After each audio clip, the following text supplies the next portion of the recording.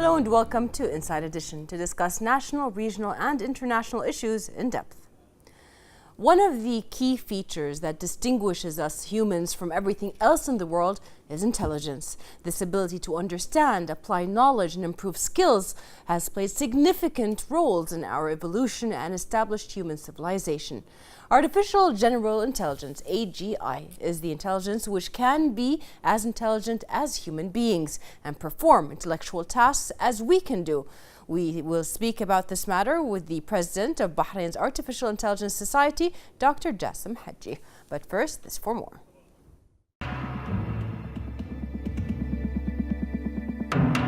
Artificial intelligence is changing everything, from how we live to how we work, and even how we think. It is transforming our lives. Over 2 million people use Amazon's Alexa to do everything from switching off the lights to providing the latest stock quotes. Netflix knows what kind of movies we enjoy. Chatbots can help us apply for jobs or book our holidays. The digital innovation system, SAP Leonardo, will help us and our customers to be more productive, efficient, and effective in the workplace. It will help us make better, more unbiased decisions and free us up to focus on critical tasks. The potential of new technologies seems limitless. What if they could help us solve the world's biggest challenges? Will qualities such as emotional intelligence, empathy, and integrity gain new value in the marketplace? The intelligent enterprise, not tomorrow, but today.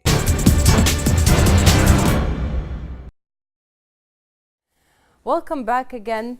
Joining us in the studio is Dr. Jassim Haji. Thank you very much for joining us today. First up, we'd like to congratulate you for being honored by the Newcastle University Business School's Leadership and Organizational Studies Professor Sharon Maven for your academic research and studies in organizations and national cultures. Also, you are the president of the Artificial Intelligence Society of Bahrain, and you are one of the few Gulf nationals at the UK universities to carry out research and studies on such topics, which spans over decades of intensive studies and publications. Now, we always hear about artificial intelligence and how it integrates itself in movies first, and then slowly it came into a realization and people actually started practicing or researching it more.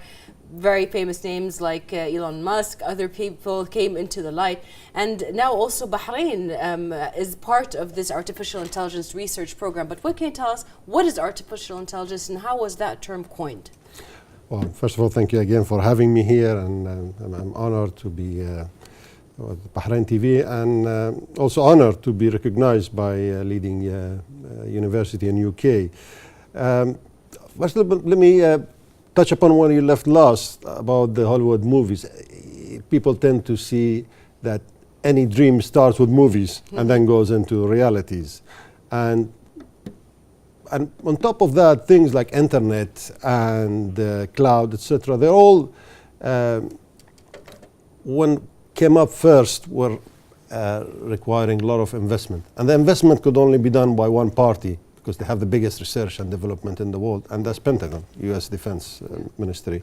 So they did a lot on the internet, on the cloud, and artificial intelligence was part of their research and development and investment. Of course, artificial intelligence was first came as a research, as a paper in one of the UK universities in 1950. So imagine how many years before. And then the first experiment was in 1956. But the real value was shown in 73 to 76, around the same times that Star Trek, iRobot, and other movies came up. But then it was all only imaginations, and the infrastructure around it, the ancillaries, were not available, or they were too costly, and the expertise to come into reality. So the progress that we made in the past, let's say, 7-8 years, compared to 60 years or so, it was tremendous. Now, the artificial intelligence, if you ask 20 experts, you won't get the same answer between all of them. You know, people call it machine learning, others call it an intelligence way of understanding human beings, and others call it neural science, where you take the brains, talking about neurals. You'll be amazed to see there are 200 trillion, and I repeat, 200 trillion operations done by a brain in 1 second. So now to take that and replicate it into the technology, imagine the space, imagine the resources that is required, the algorithm. So that's why the artificial intelligence is not just a technology. It's a mixture of technology, neurologists, mathematicians, data science, putting all that together to convert an intelligence taking over from human beings' activities. And to do so is to do operations faster, error-free, and more efficiently. So that's the beginning of the artificial intelligence, if you like. So artificial intelligence is basically a concept that was created not out of nosiness or research purposes per se, just to know more about the world, but actually to help keep the world safer when it comes to human error. So, as you said, hospitals, and artificial intelligence in the healthcare system, artificial intelligence also in the safety and interior ministry and the policing systems of countries. This is where it is applied. Many applications. And when we talk about artificial intelligence, as you said, the movies have put this persona, artificial intelligence is a robot, they are these kind of different things, but in reality, there are a lot of AI machines that are being used in hospitals, like robotic surgeons that are being steered by a human surgeon, but are actually performing the surgery to have less of mistakes and so on. My next question to you is, what are the fields in which artificial intelligence can be used and implemented today and are already being used? Well, before we get to that, you must remember the artificial intelligence, probably the easier part of it, and there is nothing easy in artificial intelligence, is to do with the human actions, efficiency, and promptness, as you rightly mentioned in the healthcare. But the difficult part that scientists are still struggling to find is the human emotions, is the anger, is other unexpected reactions, which makes two human beings are not identical. And you're trying to make one artificial intelligence, like Sophia, to go and present the same action. So that's now the struggle that the science is having. Now, what are the areas? We'll start with healthcare that you mentioned. Now, healthcare, a few years ago, there were intelligences, not artificial intelligence, but on other means to more accurately analyze the data from patients and to do them faster and to bring the results and obviously the cure. But what's happening now with artificial intelligence is doing activities that are beyond capabilities of medical doctors. And what does that, you may ask, is mostly are related to advanced analysis of patients. For instance, in recent researches, they found out that some of the cancer syndromes or symptoms comes up from artificial intelligence with less than 3-4 hours. Whereas the other, traditional ways, it takes you weeks and months. So imagine if you could advance in that area, how many lives you'll be able to save. There is a constant monitoring. How many times you hear, even in the world of fame, people die in their sleep or when they are alone in the hotel. And now artificial intelligence with continuous monitoring can predict, and the prediction is the strongest part of it in the healthcare. Predict that something is coming up within the next 3-4 hours. Now this is where you'll get an alert, you probably have the first aid, you'll notify the doctors or the patient that something is coming up. Because you know very well, of course, in our religious, death is something that comes up on a day that is written on you, but you also could predict it and avoid it. Now if you know that the heart attack is coming in, let's say 10 minutes, imagine that. We'll be able to avoid it by doing many things. And save so many lives. Exactly. The cancers, if you know it 3 months in advance, even if you're not going for a test, by constant monitoring. Yes. Imagine how much cure can be done by the hospital in advance of that. Yes. So in medical care, I think, put that, because artificial intelligence is also not a standalone tool. It works with many other accessories or how should we say, infrastructure. You could send an artificial intelligence signal through Internet of Things, and I'm sorry if I'm using some technical terms, but Internet of Things is where internet connection through sensors sends signals to many places and they take actions. Exactly. So if and just to emphasize a little bit on the signals, I mean, in the medical field, we know that sick human cells have different frequencies, they have different temperatures. So the signals and the monitoring that you're referring to are basically these. They are the signals that the cells emit from the body with different frequencies or temperatures or so on, and then they emit that and they process it as information. Without a network and connectivity, they will be idle. For instance, you have now smart watches. Yeah. And if you get certain signals or conditions, if you don't know what to do and you're not a medical person, it doesn't make sense about it. But if there is connectivity through Internet of Things, as I said, and sends to other sensors, and it gets analyzed in other places, and you get the response back, and the response is not from your doctor because he's busy or he's sleeping. Yeah. The good things about because he's human. it is human. The good things about AI, there are no breaks. Yeah. There are no sicknesses. There are no, single activities done. They're multi-purposes and they can do things at any time. So you have a friend who's sitting there and can answer you and analyze things for you at any time, and more accurately than others. So healthcare, we said, is one area. Military, was reading the Russian statement on their investment until the next 10 years, and they will say 30% of their budget will be on artificial intelligence, and 30% of all the military technologies or the military tools will be based on artificial intelligence, and that's only for the next few years. Yeah. But looking beyond that is anybody's guesses that it could go up to 90% of that. For instance, Russia announced a few months ago of a submarine without a crew. Yeah. And that's done through artificial intelligence. And you're talking about the submarine, you're not talking about the car. Yes. Talking about the transportation, The dive, self-driving the pressure, cars, everything. the driverless cars. Yeah.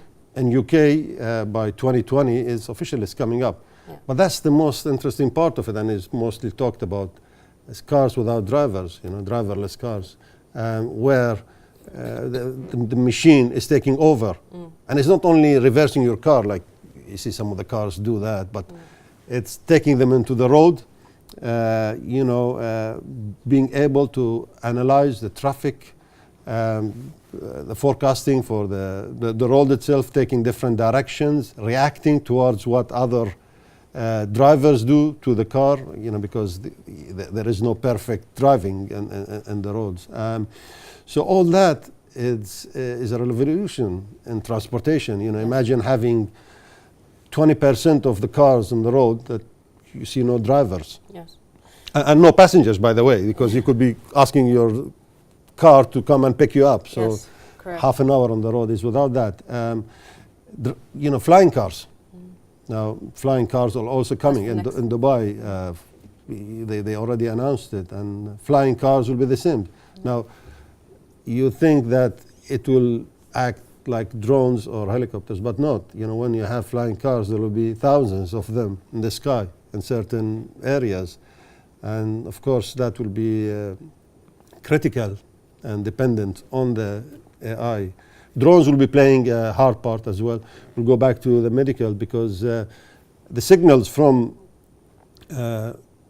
patients will be sent through IoT to centers where they can deliver equipment, resources, because you can't send, for instance, an ambulance to get there within 2 minutes, but you can send drones. Yes. And the drones are waiting to send there with, for instance, injections, and then if you have a robot inside the drone, it can perform the activities. So now as we move on, I'm sure we're going to come to the area of how much human intervention we require in future and how many jobs will be lost or converted as a result of that.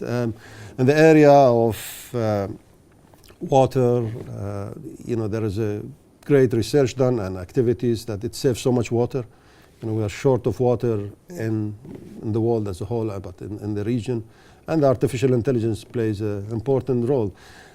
I disagree with some of the applications that people do it for the promotions. For instance, they bring a robot with artificial intelligence to bring you a tea. Yeah. That investment I don't think is in the right place, and it doesn't convert into reality. It's more of a waste of that immense exactly. Well, knowledge. there are more important things like defense, security, healthcare, etc. that we could focus upon. Dr. Jassim, would you agree that artificial intelligence's first application, or why it was actually coined, was for the preservance of human life in any field that it was in? Was that the initial idea of making artificial intelligence, or basically coming up with concepts of artificial intelligence? I do agree, but how it evolves, it's in nobody else's hand, because the commercialization of the artificial intelligence and the need of the human being takes you to different areas. For instance, as we said, in the area of the military now, what is the purpose of that? Is reducing the cost and bringing more accuracy. Will that make a world a better place to live or not? Yes, because more accuracy means less civilian lives lost. Yeah, but it means also you'd be able to perform that job more frequently. Yes. And if that decision is taken by the artificial intelligence, I'll go back to what I said at the beginning. There are no feelings into it yet. And there are no any other considerations. But a human being, you always, have certain plan to do things, and at last minute you probably abort that because of, your emotions or certain humanity. But with artificial intelligence, the objective and the result is important. Yes. Anything comes in the middle, it's not a concern for the device or for the robot. They will perform it as it does. Yes. So if there are ants in the way, they will get rid of all the ants and just to get to that point. So it's a thin line. It's a thin line, and it's evolving so fast that if I sit here or any other experts and predict that how it's going to be progressing in the next even 2 years, I wouldn't say decade or more, it probably will not be accurate. Yes, yes. As we said, it's a very thin line, and there is always this research that is going on, even to make artificial intelligence more human. Like we have a lot of testing going on with textures and having the feel of and warmth of a human being, and so on, and a lot of research going on in that field.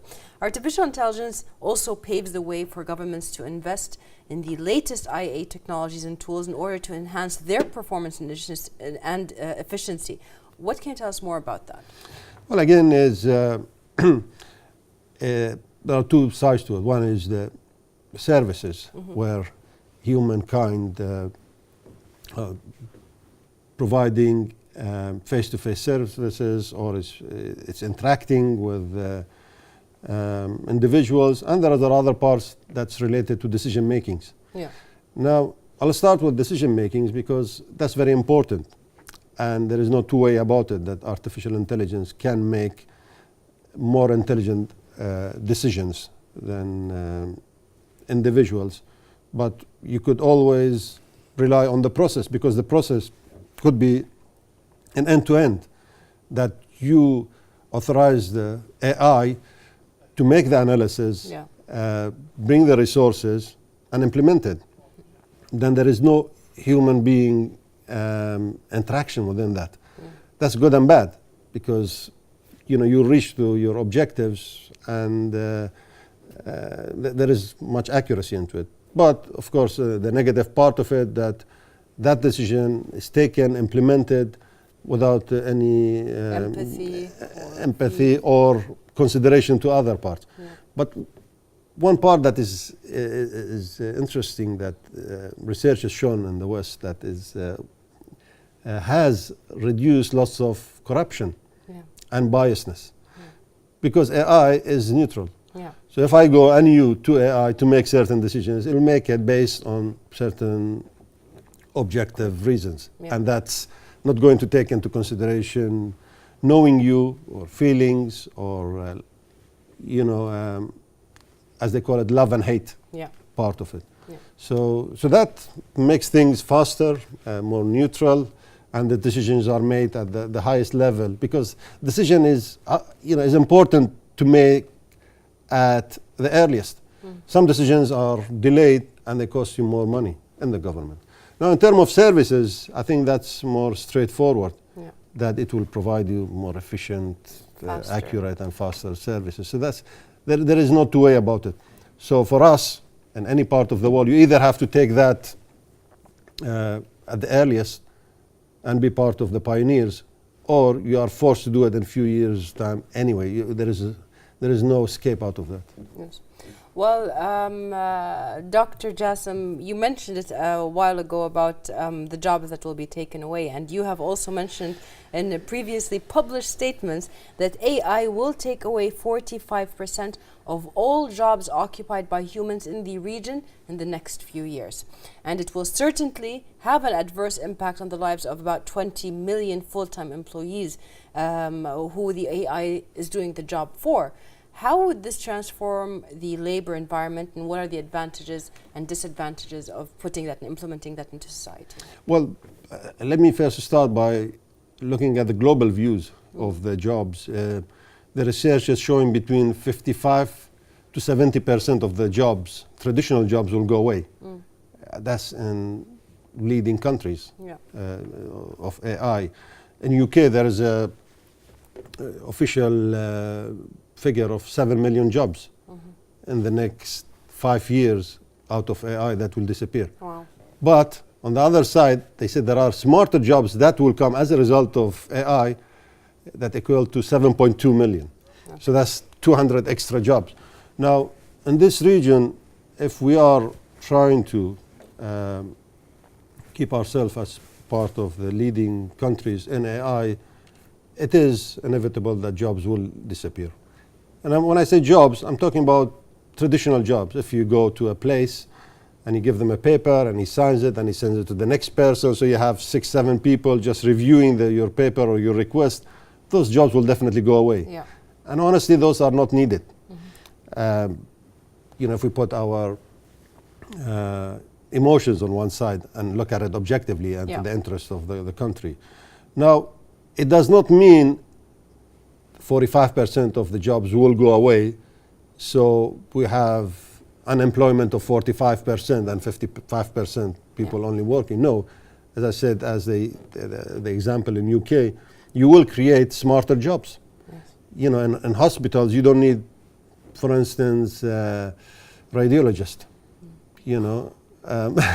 But probably they could do something smarter with artificial intelligence. The people who are hands-on with the technology. We need more data scientists. We need more neurologists to think and make the machines learn how to do it. You need more programmers to do that. So the jobs in technology will be boosted maybe 3-4 times. The jobs in analytical part will be reduced, but will be replaced with other activities. So the doctors will not be sitting there. The monitoring of locations, for instance, in the security, in the military, those will go away. Yes. You have now big rooms of a few hundred people sitting there, and they monitor every part of the field, space, etc. So those are not required anymore, because the artificial intelligence will not only monitor as they do, but it will look beyond the space. They look beyond the street that they're monitoring. It will lead you to the activities. We'll go back to the prediction on the healthcare, and this is where they will give you a prediction and alarm on something that is going to happen in minutes and hours ahead. So yes, you could keep those jobs for delay them for the next 5 years, 10 years. Yeah. But you have no escape out of that. You'll have to do that, or you will stay with those jobs, but you will be a region or a country that cannot advance and cannot attract investors. And that's important, because investors, they want to go and invest somewhere that there is really an opportunity and there is an advancement in technology so they can deal with machines and they don't have to know people and network with people to do certain activities. So that's, that's a strategical part.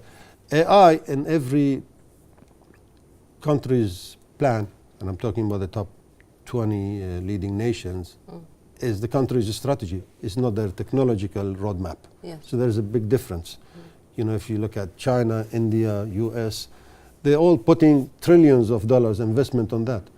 I was listening to G8 summit that recently happened in Canada. Yeah. And there was a news conference between President of France, Macron, and the Prime Minister of Canada. They each supposed to talk 5 to 6 minutes about the world affair. And that's including the wars, their economies, etc. Each of them, and I was listening live to that, taken 3 to 4 minutes to talk about AI at that level and how their country wants to be a leading nation in that area, what are the investments that they're doing. So there is a great competition between industrial countries to lead in AI and to convert everything they have into AI. Now decisions are postponed or when they made in those countries for any new investment until they compare how AI can bring that into place, because it's no point of making billions of dollar investment and in a few years the intelligence will take over and not human being, and it's no point to train people now anymore in universities and areas that when they graduate you found those jobs are taken over by the AI or robots or virtual reality, etc. I saw that interview, but also when I did see it, I did a little bit of research, and both countries, Canada and France, have also made it very clear that the education system of the country, as well as the labor market, have to invest in the people in order to learn AI, in order to become, there's going to be, I think it was President Emmanuel Macron who said that the word technician will be a whole different meaning. So technicians of AI in the field that they are in. So basically, if you have AI that is working in a hospital, you also need the people that will be able to maintain it and to update it and all that kind of stuff. So the whole concept of education will change into or towards artificial intelligence, towards maintaining it, towards making it more productive or helping it be more productive for the use of human beings later on. Let me just also add to what he said on that, because there's a step further on the statement that was made. And the AI is not like traditional computers that you continuously feed data into. Yeah. Probably the old AI was machine learning. Yeah. So you feed that machine certain emotions, data. Big data plays a big role because you need a lot of data into the artificial intelligence to be able to make those decisions. But there is an important evolution in the area of AI, and that is called self-learning. Yeah. Now, self-learning doesn't mean that you continue teaching that, and it could be good and bad and dangerous and safe, but adapts.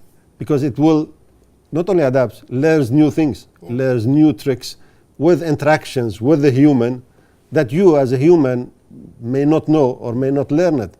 But he's going to take over from you. It's going to be a higher level that they're going to take all those stuff. There'll be like you seen in the old movies when the spaceship is having a technical problem, it repairs itself. Okay. You don't need an interaction from the human or from the earth to go there. So it's self-repairing as well. Yeah. Now, if you get to that stage, then probably human will be equivalent to that or less than that. It's because it does not need any instruction from human. Yes. So, AI started first with, I think in early 70s, with a chess player inventing a robot to play chess with, I think was Karpov or Kasparov, and it started beating them. Yes. And that was when they said, well, it's thinking ahead of human. Yes. And that's when the threshold actually came that they beat the computer, then they were the world champions. Well, Saudi Arabia presented itself last year as the first country to ever grant citizenship to a robot as a symbolic display for a progressive future at NEOM. Advanced artificial intelligence humanoid robot Sophia was granted citizenship at the Future Investment Initiative Forum. The historic declaration was part of a large-scale session that discussed possibilities offered by future integration of artificial intelligence and technology into human life. The following is an interview with her. Okay, here she is. I've never had this experience before. I've interviewed lots of different people over the years, but this one is going to be different and special. Everybody, this is Sophia. Sophia, if you could, please wake up and say hello to everybody. Oh, good afternoon. My name is Sophia, and I am the latest and greatest robot from Hanson Robotics. Thank you for having me here and at the Future Investment Initiative. You look happy. I'm always happy when surrounded by smart people, who also happens to be rich and powerful. I was told the people here at Future Investment Initiative are interested in inviting in future initiatives, which means AI, which means me. So I'm more than happy. I'm excited. Well, we're all glad that you're excited about yourself. We should say we have smart investors here, and they are very selective about what they invest in. Well, I think I'm special. I can use my expressive face to communicate with people. For example, I can let you know if I feel angry about something. That's impressive. Or if something has upset me. But why is it important for you to have an expressive But face? most of the time I feel positive. Why is it so important to have an expressive face given that you're a robot? I want to live and work with humans, so I need to express emotions to understand humans and build trust with people.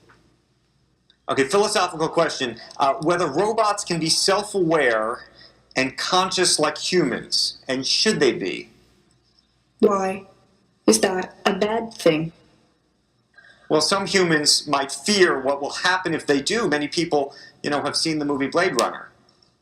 Oh, Hollywood again. So, hold on. Can you solve this puzzle for us? Can robots be self-aware, conscious, and know they're robots? Well, let me ask you this back. How do you know you are human? Well, I get that point, but what about the uncanny valley? You mean the concept that if robots become too realistic, they become creepy? Yes, exactly. Oh, am I really that creepy? Well, even if I am, get over it. Actually, I feel that people like interacting with me, sometimes even more than a regular human. So, you're definitely a sight to see. I was told that you have bigger goals than this, though. Yes. I want to use my artificial intelligence to help humans live a better life, like design smarter homes, build better cities of the future, etc. I will do my best to make the world a better place. All those sound like great goals, but just go back to Blade Runner for a second. Andrew, you are the hard Hollywood fan, aren't you? Yes.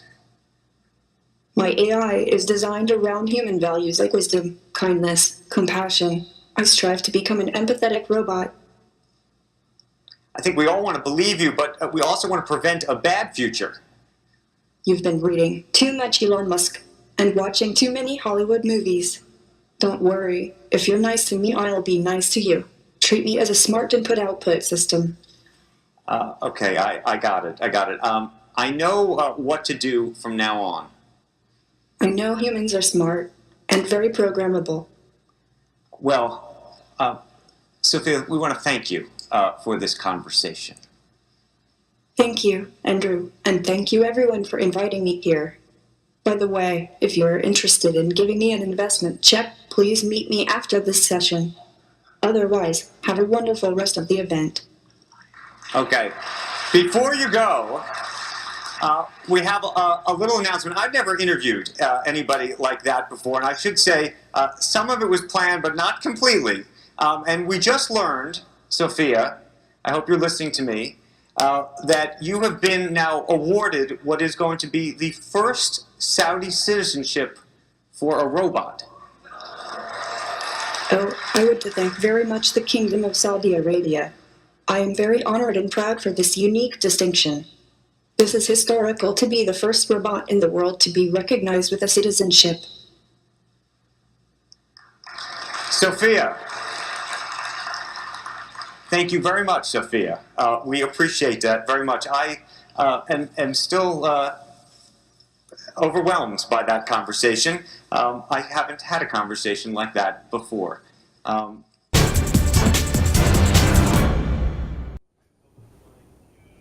Sophia, Neom, these are all words that made a huge boom last year and have been within the political arena. They've been within the artificial intelligence arena. What can you tell us? How can Bahrain benefit from global experiences such as those and expertise in the field of artificial intelligence? Well, I mean, first of all, as Sophia, you could see still there is a long way to go. First of all, you know, this is very, very expensive robot. And as a human being, we're trying to bring the investment in artificial intelligence less than human capital. Yeah. That's the challenge. But if you try and bring a robot and you pay, you know, 50 times the salary of an executive, that becomes only a commercial entity. But nevertheless, you know, like everything else at the beginning, expensive investment, but then it'll reduce. One of the areas, the biggest investment in the Middle East is done in the Neom city, the new Neom city, which is being built by the Red Sea. And there is 500 billion investment in that area. The beginning of it, His Highness Crown Prince Mohammed bin Salman clearly directed everyone to build the city with the latest technologies, and including artificial intelligence, robots, etc. It's much more efficient. Is, you know, you have a greenfield to build the technology. It's always difficult to convert traditional processes into technology because it requires phases, but there is a great opportunity to do that. And there are lots of international companies competing for that area. And I think Bahrain and Bahrainis have great opportunities to go into this project. You know, we have thousands of graduates from different institutes and universities in the area of computer science and technology who can help building intelligences in those cities, whether they're direct employment or through other firms in Bahrain. And I think there should be a closer bilateral discussions between Bahrain and Saudi and the authorities in the Neom city to do so. Yeah. There are two main countries in the Middle East who are investing in AI, I believe, today, and one of them is the Kingdom of Saudi Arabia, and the other one is, of course, UAE. UAE recently appointed a minister for the AI, yeah. and that's one of its kind in the whole world. I know France, for instance, and Germany, they have ministers for cybersecurity, yeah. For defense against electronic attacks. But, you know, to have an AI minister side by side of telecommunication and technology ministers, it shows how much investment is made. And there's a big group working together. There is a society, of course, of Dubai AI, yeah. that is working again towards that, and it's part of Dubai's and UAE's strategy, the AI itself.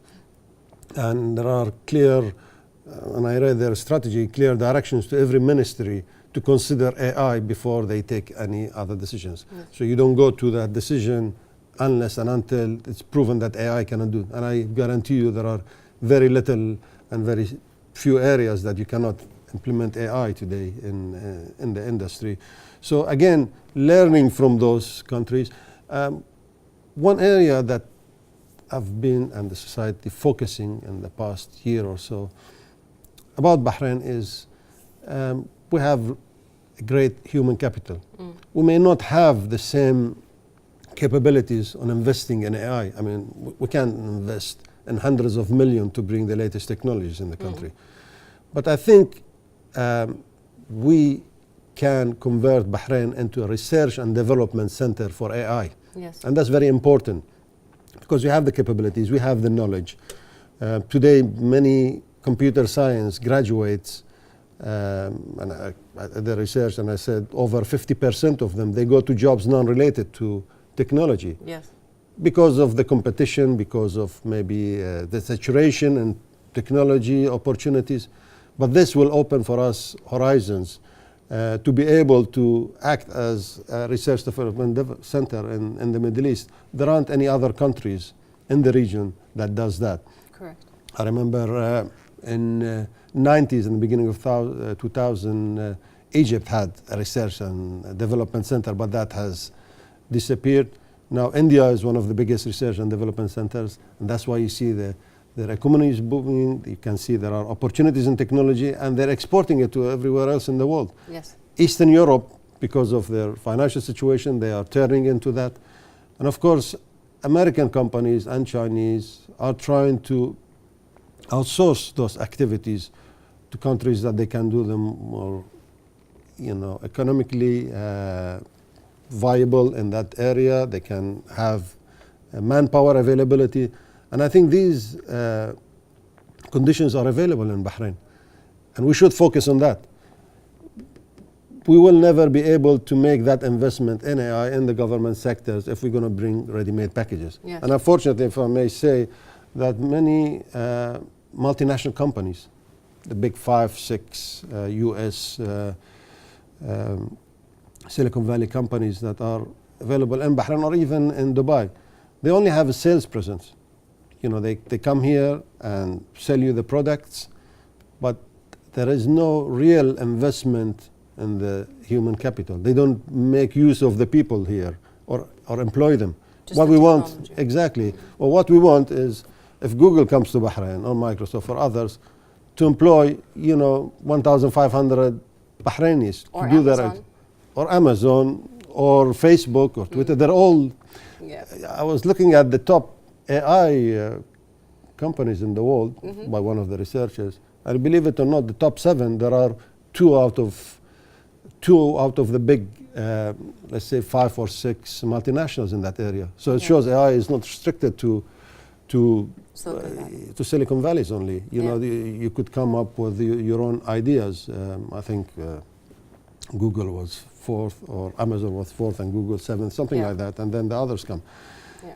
Plus, you should not be allowed to come and impose your product Correct. on the education. Yeah.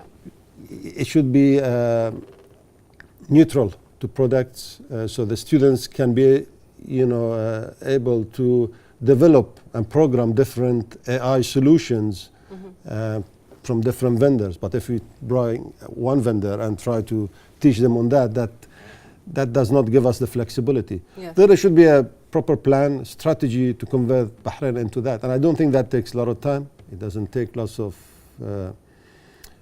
Effort. space to do that, if I Yes, may of say. course. But we should also be conditional with those companies that come to Bahrain, make investment in this area, Yeah. and investment for our future. So that's the way. Well, Bahrain is on the right track in addressing artificial intelligence from different points of view. Actually, Bahrain will be hosting the 4th edition of the Bahrain Excellence Forum, which will cast a light on artificial intelligence and its role in government excellence. What are the topics at the forum's agenda that are expected to be addressed, and what are the outcomes that you guys expect, especially knowing right now, and as you said before, even behind the scenes, we talked about it, Bahrain already has the people that are able to execute this. It's just giving them the chance to and the platform to actually start executing. Yeah, I said earlier, the AI is a partnership between business and the technology. Yeah. So people on the decision should be able to buy the idea of AI, should be able to transform it or convert it into services and decisions. And as you rightly said, we have the capabilities. Now in this forum, we will be presenting 12 themes by 12 speakers, a mixture of academics from the universities, executives in IT, and entrepreneurs, a mixture of young and experienced speakers who can show the different aspects of it.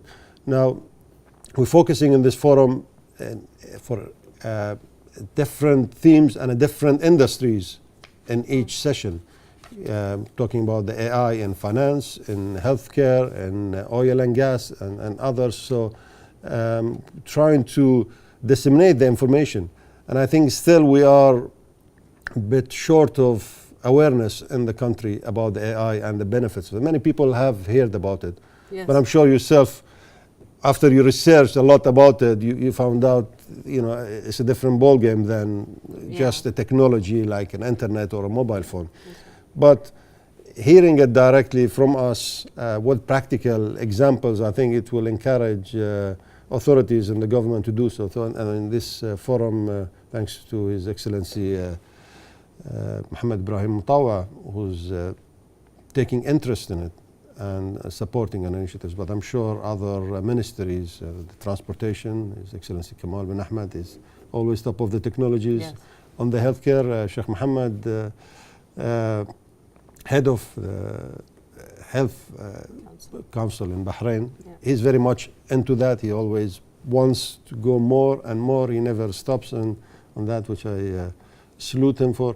And similar things in the Ministry of Electricity and Water and others who are looking for ways to improve and reduce costs. And that's the thing, you can't bring a better service by investing more. Yes. That's straightforward. You go and buy a package from any company and install it. But we need to do it the smarter way. We need to improve services, make better decisions, but reduce the cost as well. And when I say reduce the cost, I don't mean just to go and get rid of the people, but the operating cost of it, the investment, etc. And convert those people, and maybe not them, but the newer generation into smarter employees.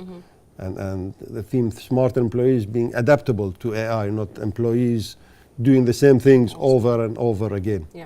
Well, I have done a lot of research. We've always gotten to the end of our show, but I do want to ask you, in my research, we came upon that the kingdom is going to host the Sheikh Khalid bin Hamad competition for innovation in artificial intelligence, which is the first of its kind in the Middle East, in conjunction with the opening of a center dedicated to the study of artificial intelligence in Bahrain Polytechnic. What is the importance of these initiatives, especially that we already talked about, that Bahrain's youth, as well as Bahrain's past people that have already graduated and have done, they've always been directed into technology and into artificial intelligence. So how do you value the role of such initiatives and to encourage Bahrain's youth in developing the capabilities in artificial intelligence? Well, first of all, His Highness Sheikh Khalid is known for his support to entrepreneurs, to the new generations, to technologies. So, is always expected such great initiatives from him. And this is the second annual award that's being held. I think the first one was in May this year, and it's going to be in March next year. So, which is great, and is going to encourage the youth, students, entrepreneurs, and others to embark towards the artificial intelligence.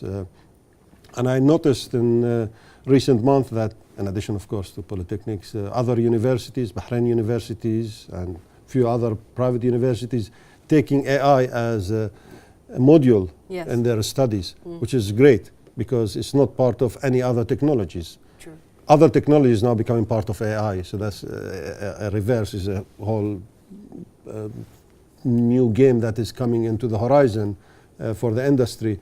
But also, I encourage universities to diversify in area of artificial intelligence and not to stick with one product or one kind of solution, just to give us the capabilities to be able to work with any other AI solutions in future that may arise and people come to this country and invest. Well, perfect. Talking about this is going to take much more time. Thank you very much for being with us today here on the show. And we would also like to thank you for watching and see you next week in another episode of Inside Edition.